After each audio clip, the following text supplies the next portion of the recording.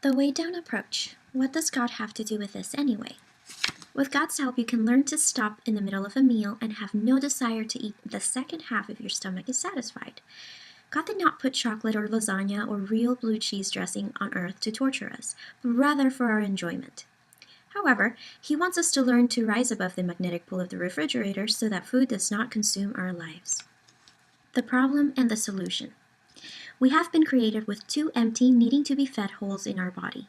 One is the stomach and the other is the heart. The stomach is a literal hole in our body which is to be fed with the proper amount of food. As for the heart, I'm speaking figuratively of our deep down feelings. To satisfy these deep down feelings, needs, or desires of the heart, we may often turn to food and overload our stomach with more than it needs. Trying to feed a hurting, needy heart with food or anything on this earth, which could be alcohol, tobacco, antidepressants, sexual lusts, money, the praise of other people, etc., is a common error. The person who attempts to feed a longing heart with food will stay on the path to overweight. Those who pursue an overindulgence of alcohol or tobacco or power will also reap the consequences of those pursuits. There is nothing inherently evil about food, alcohol, tobacco, money, credit cards, etc. However, it is wrong to become a slave to any of these things or to let them master you. The solution for overweight. As you can see from the diagram, right there, we have been trying to feed our hurting, longing hearts with physical food. We have also learned to love food. Therefore, the solution is as follows. 1. Relearn how to feed the stomach only when it is truly hungry. 2. Relearn how to feed or nourish the longing human soul with a relationship with God. And 3. Relearn how to recognize the different hunger urges and not confuse them. There's another little diagram there.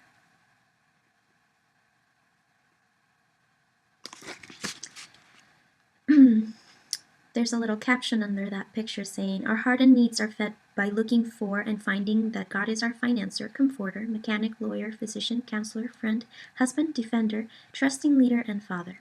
Next section says, am I a failure? Your major concerns will be, how can this work for me? Because 1. I feel a distance between God and me because I thought He made me overweight, and for years has not answered my prayers to take this weight off. 2. I've tried every diet 5 times, every diet pill and exercise, and failed miserably, so how can this work? What we're really asking is, am I a failure, or is God angry at me and sabotaging me? Well, you're not a failure, it is not genetic, and God is not sabotaging you. He does hope that your slavery to diets and overweight will make you call out to Him. He is in love with you, and He wants you to depend on Him for deliverance so you can see how mighty He is and how important you are to Him. Why have diets not worked so far? The reason is that you, like me and the rest of the world, have tried using man-made rules, diets, of a list, instead of God's rules. God has never asked anyone to eat food of a list, to count fat exchanges, or to take an appetite suppressant. You have just been applying the wrong medicine to this condition. You are using your willpower and man's rules. God is too smart to let a local weight loss group or fat gram counting be your savior and thereby get all the credit. Man-made rules will not work. Now, welcome to the Way Down Workshop, a place that teaches you God's rules for eating and shows you the futility of man-made rules. Welcome to the Way Down Workshop, a place that shows you how to use God's strength rather than your willpower. Welcome to the Way Down Workshop, a place where thousands of people are now thin after years of trying. In summary, you are not a failure. You have been using man's rules and your willpower, and now you're going to use God's plan for eating and His strength. There is hope, and God will get the credit. Diets will never work. Diets do not get to the root of the problem. In fact, diets aggravate the problem rather than alleviate it. Diets just boil down to making the food behave. Food companies have spent several decades and millions of dollars to pull out the fat and calories so that the food is righteous. Actually, billions of dollars are spent by the food industry to make us feel needy. Many food companies may not want us to succeed in losing weight, but rather would prefer to make us feel dependent on them, so we will consume whatever is sold. In fact, the more diets fail, the better off the industry is. The root of the problem is not the food ingredients, but how much volume is going down the old hatch, our esophagus. And indeed, we consumers have wanted the food industry to take the fat out of the Twinkie so that we can simply just eat more Twinkies. Changing the food but not changing the volume of what is swallowed will leave us on a roller coaster of weight loss and weight gain. Changing our metabolism or our nervous system by taking pills and hormones is not permanent because we cannot stay on them because of the side effects. The motivation to be thin is not vanity, it is natural. God has programmed us to want the best for our bodies. Okay. There's a little caption under a picture that says, diets have encouraged eating large volumes of low-calorie food. Once dieters go off the diet, they have become accustomed to the large volumes. They gain their weight back and blame the food.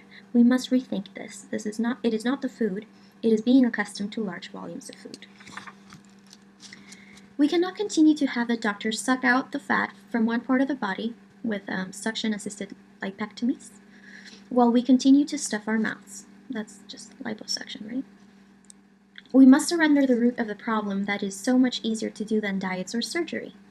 Weigh Down is different from all the other diet systems because it's not selling a diet plan, a food or whatever, it's selling a future to be filled and fulfilled. Hunger is filled, God's love is embraced and enjoyed, and appetites are under control and given to God. Do you have to be religious to do the program?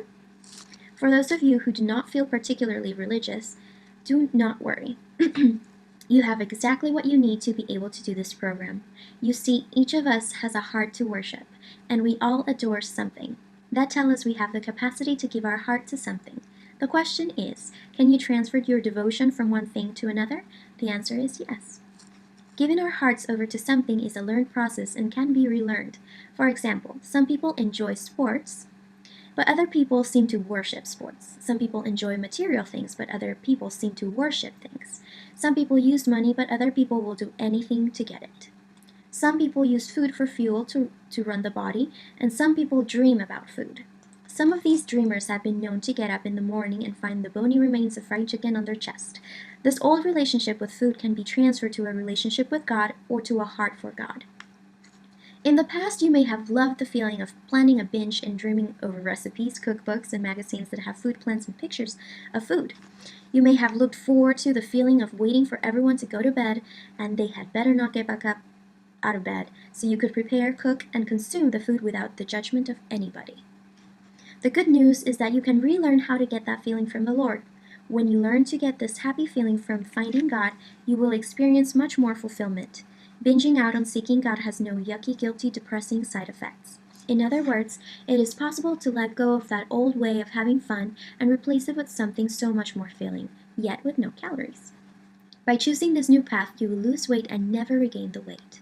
I know some of you are reading in disbelief. I can hear you thinking, you're telling me that if I'm not hungry and want to eat a pan of brownies, that I should go to the Bible and read it instead? This concept is not pie in the sky. Keep reading. I dare you to let me prove this to you. Thousands of people have taken the Weigh Down Workshop seminar or have read this book. They no longer get this binge high from food, but from focusing completely on our true Heavenly Father and trying to please Him. Jesus said, "My food is to do the will of Him who sent me and to finish His work." John 4:34. Some people have experienced a high when they became involved in exercise. While the high is not wrong, it is not complete. And usually obsessive tedious exercise to become thin eventually wears thin if the exercise is self-focused rather than God-focused. Exercise, like food, must also be put in its place and not worshipped but enjoyed. The transfer to a heavenly focus from a focus on food, exercise, or anything else is much more delightful and fulfilling. It has so many rewards that you will never want to return to giving your heart to anything else. How do you lose weight? Once you stop going to food for sensual indulgence, escape, spacing out, a tranquilizing effect, comfort, and so on, and start swallowing regular foods only when your stomach growls, you will swallow or eat just 1/2 to 1/3 of what you used to swallow. The desire eating goes away. That means you will lose weight. You will be able to do this. It happens naturally.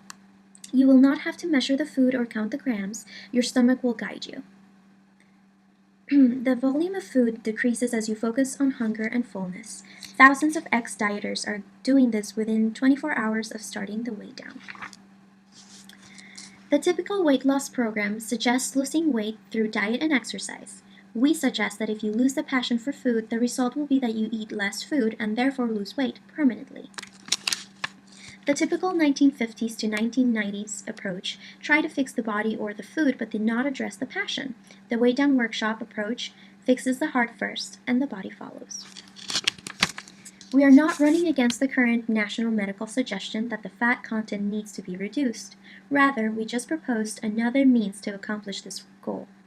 The Weight Down Workshop will show you how God can bring us to peace with food, never to return to the nightmare of endless overweight yo-yo dieting and have-to-exercise regimens, but rather to a calm, non-magnetized approach to regular foods with the ability to approach foods such as rich entrees and desserts without losing control. Exercise need no longer be connected to burning calories. Instead, it can be an enjoyable activity. You will be free. And there's some pictures of people who've lost weight. So I think before and after. Before and after. Nice. We're almost done with this chapter. What to expect on the journey. You're about to embark on a unique program of weight reduction. Instead of emphasizing the caloric content of food, our focus will be on your natural internal hunger control. More importantly, our focus will be trained to turn toward the will of God and away from a focus on foods. We liken the journey you're about to take from the slavery of diet programs, fat, gram, and calorie counting, and overweight to being a normal eater, to the journey the children of Israel took from the slavery of Egypt through the desert of testing and finally to the promised land. The biblical book of Exodus in the Old Testament is the age-old story of the exodus of God's children from Egyptian bondage. Do you remember the story of how God parted the Red Sea? God sent Moses to lead the Israelites and to let them know that he was delivering them from bondage. God sent plagues upon the Egyptians to make Pharaoh let his people go. After 10 horrible plagues, Pharaoh let the Israelites pack their bags and go. Pharaoh changed his mind and tried to recapture the Israelites, but God parted the Red Sea with a mighty east wind. Once the Israelites were safely on the other side, Pharaoh's mightiest warriors and finest chariots and horses were buried by the sea as God put the water back into its place. The Israelites had witnessed God's mighty deliverance of them from the clutching hands of Pharaoh. But before God could let his children inherit the promised land flowing with milk and honey, he took them on a journey through the desert of testing. Deuteronomy 8:2-3 says, "Remember how the Lord your God led you all the way in the desert these 40 years, to humble you and to test you in order to know that he was in your heart. To test you in order to know what was in your heart, whether or not you would keep his commands. He humbled you, causing you to hunger, and then feeding you with manna, which neither you nor your fathers had known, to teach you that man does not live on bread alone, but on every word that comes from the mouth of the Lord." Just like the Israelites, you will experience a deliverance from dieting and the bondage of food and diet programs that treat you like children. This book will explain to you how thousands have handled the desert of testing. Finally, you will be shown how to follow in the footsteps of God's children who enter the promised land of milk and honey. So if the Son sets you free, you will be free indeed. John 8:36. The promised land is a place out of the hot desert of testing, a place where you no longer feel tempted to eat when your stomach is not hungry. No matter what your age, no matter what your size, no matter what your means of control, whether it be dieting, exercising to keep the weight off, bulimia, which is vomiting to maintain control, anorexia, extreme bodily deprivation for means of control, or just flat giving up self-control, this program is for you. As recorded in the Bible, God came to rescue his people, the Israelites, from slavery. He got the old and the young, the bricklayers and the basket weavers, the weary and the broken-hearted. God came and he rescued them all. You're about to read how thousands have turned toward God and watched him rescue them from the love of food and therefore the unwanted pounds. There is hope for you, for it is by no coincidence that you picked up this book. You will ultimately find that God has everything to do with weight control. The end of the Weight Down Approach chapter.